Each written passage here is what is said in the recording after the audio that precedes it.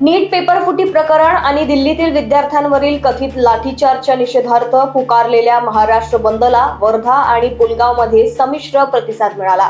वंचित बहुजन आघाडीसह विविध सामाजिक व राजकीय संघटनांनी मोर्चे काढत केंद्र सरकार विरोधात घोषणाबाजी केली। आंदोलकांनी नीट प्रकरणाची निष्पक्ष चौकशी, केंद्रीय शिक्षण मंत्री धर्मेंद्र प्रधान यांच्या राजीनाम्याची तसेच विद्यार्थ्यांवरील कथित लाठीचार्ज प्रकरणात संबंधितांवर कठोर कारवाईची मागणी केली।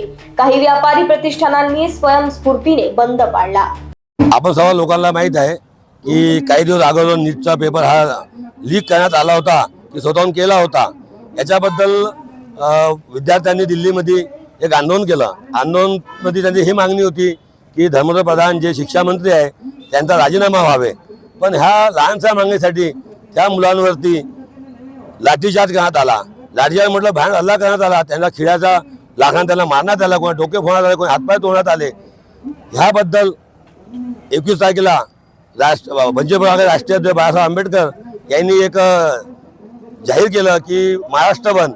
त्या महाराष्ट्र बंदमध्ये आज वर्धा जिल्हा हा पूर्णपणे शांततेपूर्वक बंद करण्यात आला आहे। मित्रांनो, आपल्याला माहीत आहे की लहान लहान मुलं ज्यांना मुलंच नाही आहे त्यांना मुलांची काय घेणदेण आहे। असे लोक आपण त्या गादीवर बसून ठेवलेले आहे। अशा लोकांना आपल्याला गादी उतरावं लागेल। ह्यासाठी पण आम्ही जनतेला घेऊन आज शांतीपूर्वक हा मार्च काढलेला आहे।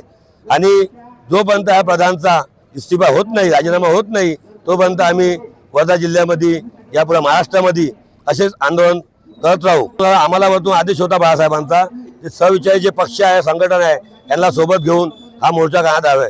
याच्यामध्ये काँग्रेस, शरद पवार गट, उबाटा गट, निकालजे गट, RPI, त्यानंतर भीम टायगर सेना, भीम आर्मी, भीम संविधान रक्षक, संभाजी ब्रिगेड, शिवसेना, त्यानंतर कम्युनिस्ट पक्ष, डावे पक्ष या सर्वांनी आम्हाला याच्यामध्ये पाठिंबा दिला।